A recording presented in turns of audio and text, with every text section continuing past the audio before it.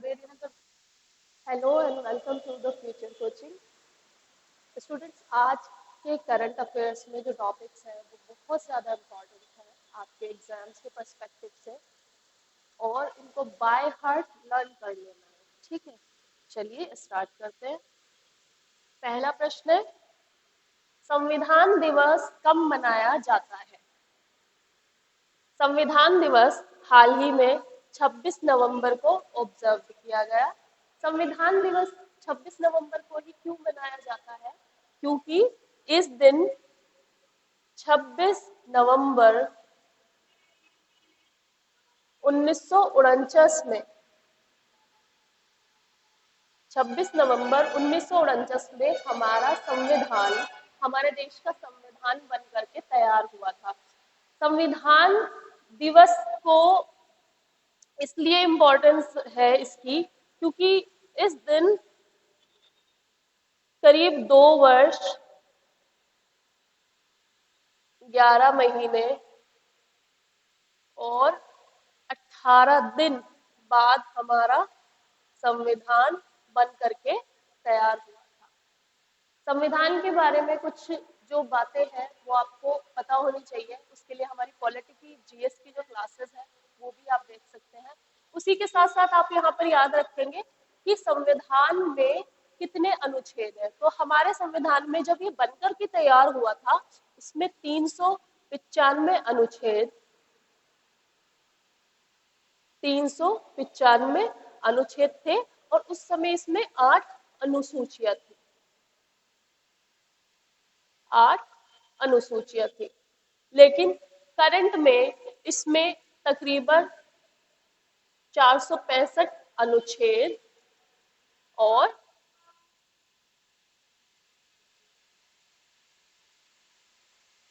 12 अनुसूचियां हैं। 12 अनुसूचियां 12 अनुसूचियां, यानी कि इसमें अभी तकरीबन 465 आर्टिकल्स हैं और 12 शेड्यूल्स हैं। ठीक है, अब संविधान दिवस को कब से स्टार्ट किया है मनाना? पहले नहीं करते थे, पहले इसे किसी और नाम से जाना जाता था। किस नाम से जानते थे इसे? पहले इसे मनाते थे हम राष्ट्रीय कानून दिवस के रूप में। और इसकी जो ड्राफ्टिंग कमेटी के जो अध्यक्ष थे वो थे डॉक्टर भीमराव अंबेडकर, जिनको संविधान का निर्माता भी कहा जाता है, जिन्होंने ड्राफ्टिंग का जो काम था पूरा संविधान का वो किया था। और उसके बाद करके संविधान जो है ये हमारा बन करके तैयार हुआ था। हमारा जो संविधान है वो इसलिए बहुत ज्यादा अनोखा है कि कोडिफाइड नहीं है, यानी कि ये प्रिंटिंग प्रेस में इसकी प्रिंटिंग नहीं हुई है, बल्कि इसे हाथों से जो कलाकार हैं उन्होंने इसको बनाया है, हाथों से लिखा गया है। तो उसके साथ साथ एक और चीज है कि आजादी के 76 साल बाद भी हमारा जो कॉन्स्टिट्यूशन है वो पूरी तरह से बदला नहीं गया। लेट्स से हम इसको कंपेयर करते हैं श्रीलंका से। तो श्रीलंका में क्या हुआ था? श्रीलंका में जब भी कोई नई गवर्नमेंट आ जाती है तो वो पूरा का पूरा संविधान ही बदल देते हैं, बट ऐसा कभी इंडिया में नहीं हुआ है। छोटे छोटे अमेंडमेंट्स हुए हैं, कुछ पार्ट्स में संशोधन हुए हैं, लेकिन कभी भी पूरा संविधान चेंज नहीं हुआ है आजादी के 76 साल बाद भी। और ये अभी तक अपने आप में एक बहुत बड़ी अनोखी बात है। अगर इसकी यूनिकनेस की बात की जाए तो हमारा संविधान जो है वो विश्व में सबसे बड़ा लिखित संविधान है, जो पर्टिकुलरली लिखा गया है, और उसमें सबसे बड़ा संविधान जो है वो इंडिया का है। तो संविधान के बारे में सारी बातें आपने याद रखनी है। बाकी लागू कब हुआ था? वो हुआ था 26 जनवरी को, 26 जनवरी 1950। अब लागू क्यों हुआ था 26 जनवरी 1950 को ही? लागू क्यों नहीं हुआ 26 नवंबर 1949 में? लागू क्यों नहीं कर दिया? तो इस दिन 1930 में लाहौर में कांग्रेस का एक सेशन हुआ था, जिसमें जो हमारे प्रथम प्रधानमंत्री बने पंडित जवाहरलाल नेहरू ने उस समय पूर्ण स्वराज की मांग की थी ब्रिटिशर्स के आगे। पूर्ण स्वराज मतलब कि अब हमें डोमिनियन स्टेटस नहीं चाहिए, अब हमें आपकी किसी भी तरह की ब्रिटिशर्स की जो उपस्थिति है अपने देश में वो नहीं चाहिए, हमें पूर्ण स्वराज चाहिए, हम अपने देश को खुद रूल करेंगे। पूर्ण स्वराज की जब मांग की थी तो वो 1930 में की थी, 26 जनवरी के टाइम पर, और 1950 को उसी दिन संविधान लागू हुआ था, जिसको हम गणतंत्र दिवस के रूप में जानते हैं। तो ये सारी जो बातें हैं ये सब एग्जाम्स में आ जाती है, और एग्जाम्स में क्वेश्चंस इनसे खूब अच्छे से बनकर आते हैं, और आप अगर प्रीवियस ईयर के क्वेश्चन भी उठाकर देखेंगे तो आपको उसमें क्वेश्चन मिलेंगे, तो इसे याद रखना है। बाकी नेक्स्ट क्वेश्चन हम देखते हैं, हाल ही में सुप्रीम कोर्ट में राष्ट्रपति ने किसकी मूर्ति का अनावरण किया है? तो सुप्रीम कोर्ट में अभी तक केवल दो मूर्तियां लगी है, एक मदर टेरेसा का म्यूरल है, और उसके साथ साथ उसके साथ साथ गांधी जी की मूर्ति लगी हुई है, दोनों ब्रिटिश मूर्तिकार ने बनाई हुई है। बाकी अब संविधान निर्माता डॉक्टर बी आर अम्बेडकर की मूर्ति का संविधान दिवस के अवसर पर अभी उसका अनावरण किया गया है, जिसमें कि हमारे राष्ट्रपति द्रौपदी मुर्मू और CJI justice D Y Chandrachud उपस्थित रहे और मूर्ति का अनावरण किया है। अब इस मूर्ति की खास बात यह है कि ये एक भारतीय कलाकार ने बनाया है। ये मूर्ति एक भारतीय कलाकार ने बनाई है, और उसके साथ साथ डॉक्टर बी आर अम्बेडकर की मूर्ति विश्व में आपको country out of the country भी मिल जाएगी, जापान में भी है, विश्व में भी मिल जाएगी, और अपनी कंट्री में कहीं ना कहीं मिल जाएगी, बट सुप्रीम कोर्ट में संविधान निर्माता की मूर्ति का होना ये बहुत बड़ी बात है। तो इस चीज को भी याद रखना है, किसने अनावरण किया है, तो राष्ट्रपति द्वारा अनावरण हुआ है, और ये संविधान के निर्माता जाने जाते हैं डॉक्टर बी आर अम्बेडकर। जैसे कि मैंने बताया कि ड्राफ्टिंग कमेटी के जो अध्यक्ष थे वो यही रहे थे, और ड्राफ्टिंग कमेटी इट मीन्स कि उन्होंने ही पूरा फॉर्मुलेट किया था कॉन्स्टिट्यूशन के, कॉन्स्टिट्यूशन में कौन से इंग्रेडिएंट्स होने चाहिए, कौन से फीचर्स होने चाहिए, कौन सी खास बातें होनी चाहिए जो हमारे कॉन्स्टिट्यूशन को यूनिक बनाती है। नेक्स्ट है, भारत के लोकसभा के प्रथम स्पीकर कौन थे? तो हमारे लोकसभा के जो प्रथम स्पीकर थे, लोकसभा के प्रथम स्पीकर जो थे वो थे गणेश वासुदेव मावलांकर। गणेश वासुदेव मावलांकर जो थे, इनको जवाहरलाल नेहरू फादर ऑफ लोकसभा भी कहते थे। तो क्वेश्चन ऐसे भी आ सकता है कि लोकसभा के जनक किसे कहा जाता है, या father of Lok Sabha, who is the father of Lok Sabha? तो फादर ऑफ लोकसभा जो है गणेश वासुदेव मावलंकर, जिनको जिस तरह से बी आर अम्बेडकर को बाबा साहेब कहते हैं, इनको बाबा साहेब कहते हैं, सेम ऐसे ही गणेश वासुदेव मावलंकर को दादा साहेब कहते हैं, दादा साहेब। ये हमारे लोकसभा के प्रथम स्पीकर रहे। लोकसभा का जो अध्यक्ष होता है, लोकसभा का जो सभापति होता है, उसे स्पीकर कहते हैं। वो आपने देखा भी होगा कि कोई टीवी पे डिबेट चल रही होती है लोकसभा की या संसद की, जब दिखाते हैं तो लोकसभा में जो जो सभी की ग्रीवांसेस ऊपर बैठ के सभापति सुन रहे होते हैं, उनको लोकसभा का स्पीकर कहते हैं। और करंट में कौन है लोकसभा का स्पीकर? अभी प्रेजेंट में भी याद रखना कि लोकसभा के स्पीकर कौन है, ओम बिरला। तो अभी प्रेजेंट में जो लोकसभा के स्पीकर है, सभापति है, वो है ओम बिरला। नेक्स्ट है, वर्ल्ड क्लाइमेट एक्शन समिट 2023 कहाँ आयोजित होगा? तो वर्ल्ड क्लाइमेट एक्शन समिट जो है, यहाँ पे प्रधानमंत्री नरेंद्र मोदी जी भी पार्टिसिपेट करने के लिए जा रहे हैं इंडिया की तरफ से, और ये इस बार जो है दुबई यूएई में आयोजित हो रहा है, यूनाइटेड अरब एमिरेट में, और ये 28वां कॉन्फ्रेंस ऑफ पार्टी है। अब इससे पहले वाला पूछ सकते हैं कि 27वां कब हुआ था? तो 27 कॉन्फ्रेंस ऑफ पार्टीज जो है ये अभी इजिप्ट में हुआ है, ये अभी इजिप्ट में संपन्न हुआ था, और 28 कॉन्फ्रेंस ऑफ पार्टी जो है ये दुबई यूएई में होगा। अब ये है क्या world climate action summit? Basically ये Paris climate summit, Paris IPCC जो है ये उससे लिंक्ड है। IPCC inter government panel for climate change, ये उन्होंने स्टार्ट करवाया था, इस संस्था ने स्टार्ट करवाया था, आईपीसीसी ने। अब इसका जो उद्देश्य यह है कि ग्लोबल वार्मिंग जो है वो एंथ्रोपोजेनिक एक्टिविटीज जो है, मानव निर्मित ज्यादा बढ़ रही है। जैसे कि आपने देखा होगा अभी रिसेंट में दिल्ली का कितना बुरा हाल है पोल्यूशन को लेकर। और we are entering in the month of December, but still we are not feeling that much of cold, that much of winter. Winter बहुत short period के लिए हो गया है, पहले 4 महीने के लिए winter होता था, अब अब विंटर बहुत शॉर्ट हो गया, 2 महीने मुश्किल विंटर होता है। और जो समर्स है वो इंक्रीज होते जा रहे हैं स्पेशली इन दिस रीजन। तो क्लाइमेट चेंज क्या है बेसिकली, कि जब जलवायु परिवर्तित होने लगती है, किसी पर्टिकुलर जगह की जो मौसम की जो अवस्थाएं हैं वो परिवर्तित होने लगती है बहुत लॉन्गर पीरियड के लिए, तकरीबन 6 महीने के लिए या उससे अधिक के लिए, तो उसे कहते हैं क्लाइमेट चेंज। क्लाइमेट चेंज जो है ये ऑन एन एवरेज 12 ईयर्स का लिया जाता है किसी भी एरिया का। 12 ईयर्स में उस जगह की जो जलवायु है, क्लाइमेट है, एयर टेम्परेचर, इस सब में जो चेंज हो गया है ड्यू टू एंथ्रोपोजेनिक एक्टिविटीज, उसे क्लाइमेट चेंज कहते हैं। ये नेचुरल भी होता है, ठीक है, नेचुरली भी अर्थ अपना टेम्परेचर मेंटेन करती रहती है, और ये आर्टिफिशियली भी होता है, यानी कि एंथ्रोपोजेनिक। एंथ्रोपोजेनिक यानी कि मानव निर्मित। अब मानव निर्मित किस तरह से हो रहा है, जैसा कि आप दिल्ली में देख रहे हैं कि सबसे ज्यादा व्हीकल दिल्ली में एंटर करते हैं, व्हीकुलर पोल्यूशन की वजह से, इंडस्ट्रियल पोल्यूशन की वजह से, फिर स्टबल बर्निंग की वजह से। स्टबल बर्निंग तो एक सीजनल फिनोमेना है, लाइक कि वो तो सिर्फ एक ही महीने के टाइम पर होता है, लेकिन व्हीकुलर पोल्यूशन तो पूरे साल होता है।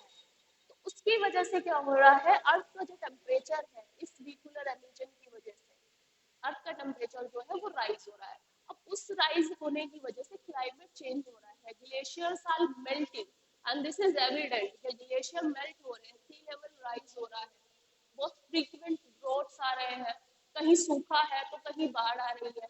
तो ये सब जो साइन है ये क्लाइमेट चेंज के साइन है। और इसी को डिस्कस करने के लिए वर्ल्ड क्लाइमेट एक्शन समिट जो है ये इस बार यूएई दुबई COP28 होगा दुबई में। तो क्वेश्चन आता है कि COP28 कहाँ आयोजित हुआ, या कॉन्फ्रेंस ऑफ पार्टीज, तो दुबई यूएई में।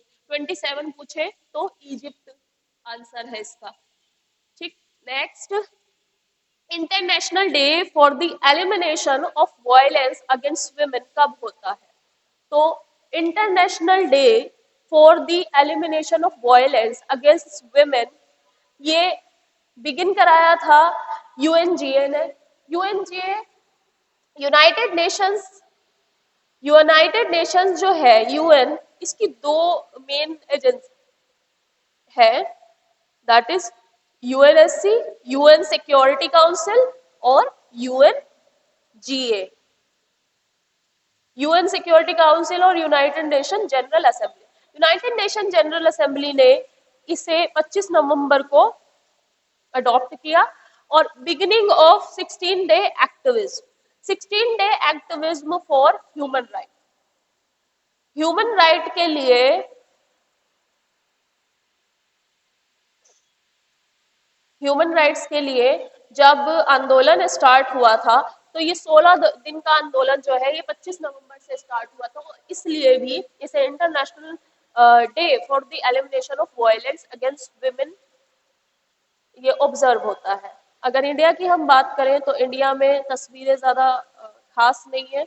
इंडिया में विमेन के अगेंस्ट सबसे ज़्यादा हाई डोमेस्टिक वायलेंस होता है, high domestic violence, female foeticide. बहुत सारे लॉज बनाने के बावजूद भी कुछ जगहों पर अभी भी फीमेल इन फीटिसाइड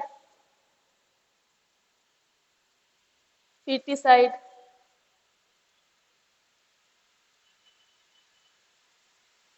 ये कमिट होता है।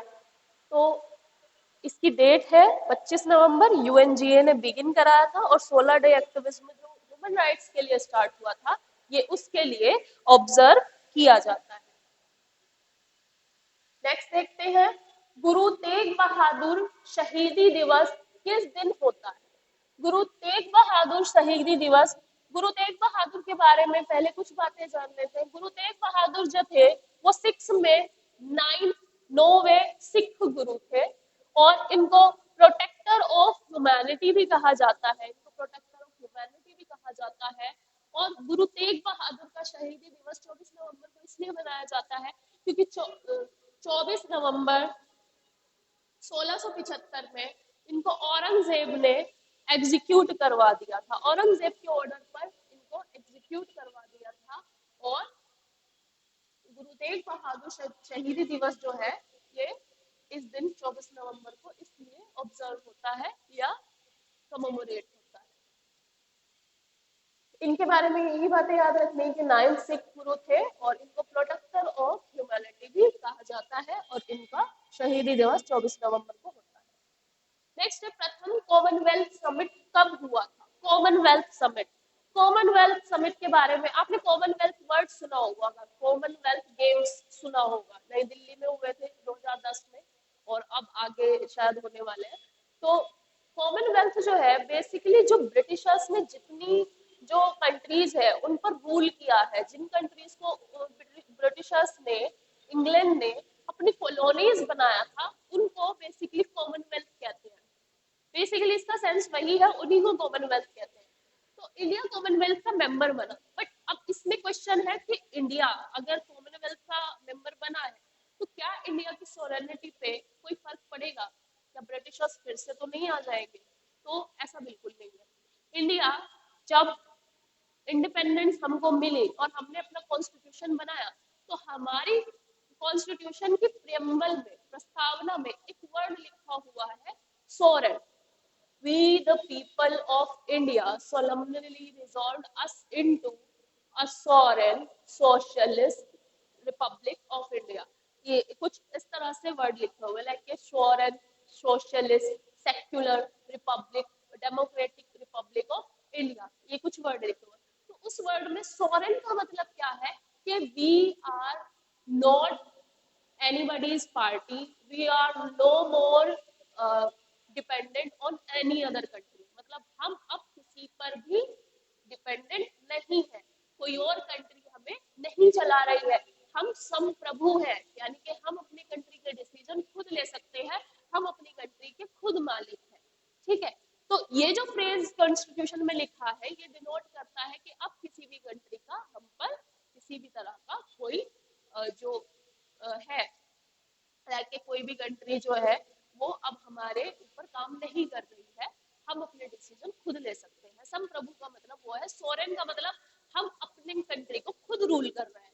तो ये भी वही डिनोट करता है कि कॉमनवेल्थ में जब हमने पार्टिसिपेट किया तो इससे भारत की संप्रभुता पर किसी भी तरह का कोई खतरा नहीं है, ये सिर्फ ज्वाइन किया है और इससे कोई किसी भी तरह का खतरा नहीं है। तो प्रथम कॉमनवेल्थ समिट जो है ये 23 नवंबर 1983 में हुआ था, न्यू दिल्ली में हुआ था। और न्यू दिल्ली में, और ये भी पूछ लेते उस समय प्रधानमंत्री कौन थे, तो उस समय प्रधानमंत्री इंदिरा गांधी थी।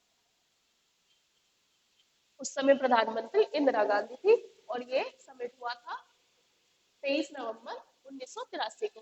क्योंकि 23 नवंबर को अभी इसका जो है कमेमोरेशन मनाया गया, तो इसलिए ये डेट भी याद रखनी होती है। और बेसिकली एग्जाम का पैटर्न आपको अगेन मैं कहूंगी यही हो रहा है कि न्यूज़पेपर्स आर मस्ट, कि जो भी न्यूज़पेपर में चल रहा है वो आपको मिलेगा पेपर में। सत्य शोधक समाज की स्थापना किसने की थी? सत्य शोधक समाज की जो स्थापना है ये ज्योतिबा फूले ने की थी, जिनको ज्योतिराव फूले भी कहा जाता है। सत्य शोधक समाज, ज्योतिराव फूले की जो है आज जयंती है, क्योंकि आज 28 नवंबर है और आज के दिन इनकी जयंती मनाई जाती है, इनका जन्म दिवस मनाया जाता है। अब ज्योतिबा फूले कौन थे? ज्योतिबा फूले महाराष्ट्र में एक माली परिवार से बिलोंग करते थे और इन्होंने स्ट्रॉन्गली समाज सुधार में अपना योगदान दिया है। ये कास्ट डिस्क्रिमिनेशन के अगेंस्ट थे, कि कास्ट को लेकर जो भेदभाव होते हैं उनको लेकर ये बहुत अगेंस्ट थे और इन्होंने जो भी एससीज और एसटीज से बच्चे बिलोंग करते हैं उनकी पढ़ाई को लेकर बहुत ज्यादा जोर दिया था उस समय। और इन्होंने खुद भी, इन्होंने और इनकी पत्नी ने, जिनका नाम था सावित्री बाई फूले, उन्होंने मिल करके बच्चों की एजुकेशन पे, जो एससीज और एसटी के जो बच्चे थे उनकी एजुकेशन को लेकर बहुत बड़ी कैंपेन उन्होंने चलाई थी और बच्चों को शिक्षित किया था। और ये हमेशा कास्ट जो उसके अगेंस्ट ये बोलते थे कि कास्ट को लेकर जो डिस्क्रिमिनेशन होता है, कि लोअर और हायर क्लासेस का जो डिस्क्रिमिनेशन होता है, ये उसके हमेशा अगेंस्ट बोलते थे। तो ज्योतिबा फूले का नाम हमेशा याद रखना, सत्यशोधक समाज की जो स्थापना की थी वो इन्होंने की थी। नेक्स्ट है, हाल ही में लॉन्च की गई माबेला वैक्सीन किससे संबंधित है? तो माबेला वैक्सीन जो है ये मीसल्स व रुबेला से संबंधित है। मीसल्स व रुबेला, मीसल्स और रुबेला जो है ये बच्चों को होने वाली खतरनाक बीमारियां हैं, और इनसे संबंधित जो है माबेला वैक्सीन इजाद की गई है। भारत में सबसे ज्यादा केसेस अब इसके देखे जा रहे हैं मीसल्स और रुबेला, और इसकी रोकथाम के लिए हमारे यहाँ पे इंद्रधनुष नाम से वैक्सीनेशन प्रोग्राम भी है, जिसके तहत बच्चों को वैक्सीन लगाई जाती है इन सभी बीमारियों से रिलेटेड। उसमें माबेला वैक्सीन को अभी इन दोनों बीमारियों के लिए कारगर बताया है। नेक्स्ट है, हाल ही में ब्रिक्स में सदस्यता के लिए किसने आवेदन किया? अब सबसे पहले तो समझना होगा ब्रिक्स क्या है, व्हाट इज ब्रिक्स। तो ब्रिक्स जो है बेसिकली ये एक ऑर्गेनाइजेशन है जिसका जो है नाम है पूरा ब्राजील, रशिया, इंडिया, चाइना और साउथ अफ्रीका। तो बेसिकली इसमें ये कंट्रीज है 5, ब्राजील, रशिया, इंडिया, चाइना और साउथ अफ्रीका। अभी पाकिस्तान ने फॉर्मली इसमें ज्वाइन करने के लिए आवेदन किया है, फॉर्मली मतलब ऑफिशियली ये ज्वाइन करना चाहता है ब्रिक्स को। अब देखना यह है कि क्या पाकिस्तान ब्रिक्स ज्वाइन कर पाता है, क्योंकि इंडिया भी यहाँ पर प्रेजेंट है और हमारे इंटरेस्ट इनके इंटरेस्ट से बहुत ज्यादा कह सकते हैं कि ओवरलैप कर जाते हैं, और कुछ मुद्दों पर जो है हमारी बनती भी नहीं है। तो क्या ये आवेदन स्वीकार होगा और ब्रिक्स में पी भी जुड़ जाएगा, ये देखना होगा, क्योंकि इन्होंने फॉर्मली आवेदन किया, और जब फॉर्मली कोई आवेदन करता है तो आवेदन लाइकली एक्सेप्ट ही हो जाता है। अब ज्वाइन करने का क्या मतलब है, ये जो है ब्रिक्स जो बना था, चलो इसमें कहानी जान लेते हैं। जब ब्रिक्स बना था तो उस समय G7 था। G7 में 7 बहुत पावरफुल कंट्रीज थी, जैसे कि आपको पता ही है, इसमें यूएस है, इसमें यूके है, इसमें फ्रांस है, जर्मनी है, कनाडा है और इटली है। G7 US, UK, France, Germany, Canada, Italy और जापान। चूंकि G7 था, G7, ये जो G7 है ये बेसिकली कौन सी कंट्रीज है, ये डेवलप्ड कंट्रीज है। डेवलप्ड कंट्रीज यानी कि जो विकसित कंट्रीज है, जो कि डेवलप्ड हो चुकी है पूरी तरह से, इकोनॉमिकली वो सफिशिएंट है, जिनका जीडीपी बहुत हायर है, उनको हम डेवलप्ड कहते हैं। अब जब ब्रिक्स बना था तो इसके काउंटर के लिए नहीं बना था, लेकिन ब्रिक्स बना था डेवलपिंग कंट्रीज के लिए। तो ब्राजील, रशिया, इंडिया, चाइना और South Africa, these are the developing countries. इसमें रशिया एक्सेप्शन है क्योंकि रशिया थोड़ा डेवलप्ड है, और बाकी जो कंट्रीज है डेवलपिंग कंट्रीज है। यानी कि ये कंट्रीज आपस में जो है एक ग्रुपिंग हो जाती है। ग्रुपिंग का मतलब होता है कुछ मुद्दों पर ये कंट्रीज आपस में एक दूसरे को हेल्प करेंगे, और इसके लिए एनडीबी बना था। एनडीबी का मतलब है new development, new development bank. इसके लिए एमबी बना था, IMDb, NDB, new development bank, जिसका जो हेडक्वार्टर है वो शंघाई चाइना में है। और ये जो ऑर्गेनाइजेशन है डेवलपिंग कंट्रीज की बनी थी। अब इसमें पाकिस्तान ने आवेदन किया है, और हो सकता है कि पाकिस्तान इसमें ज्वाइन कर ले। ठीक है, तो हमारी करंट अफेयर की आज की क्लास यहीं पर एंड होती है। I hope you like it, और आपको समझ आया हो जिस जिस मुद्दे पे हमने बात की है, जिस जिस टॉपिक पे हमने बात की है, जो भी न्यूज़पेपर में चल रहा है, जो भी आपके वर्ल्ड में, आपके सराउंडिंग्स में चल रहा है, उस सब के बारे में हमने ये पढ़ा है, और इसको बाय हार्ट रिमेम्बर करना है। और उसी के साथ साथ तो फ्यूचर कोचिंग को अगर आप चैनल पर नए हैं तो इसे सब्सक्राइब कर लीजिए, क्योंकि बहुत अच्छा कंटेंट आपके लिए वेट कर रहा है। और उसी के साथ साथ वीडियो को लाइक कर दीजिए और कमेंट कर दीजिए कि आपको कौन से टॉपिक में, कौन से सब्जेक्ट में ज़्यादा प्रॉब्लम आ रही है, सो दैट कि हम उसको भी एड्रेस कर सके, उस प्रॉब्लम को भी सॉल्व करने की कोशिश कर सकें। So thanks for watching.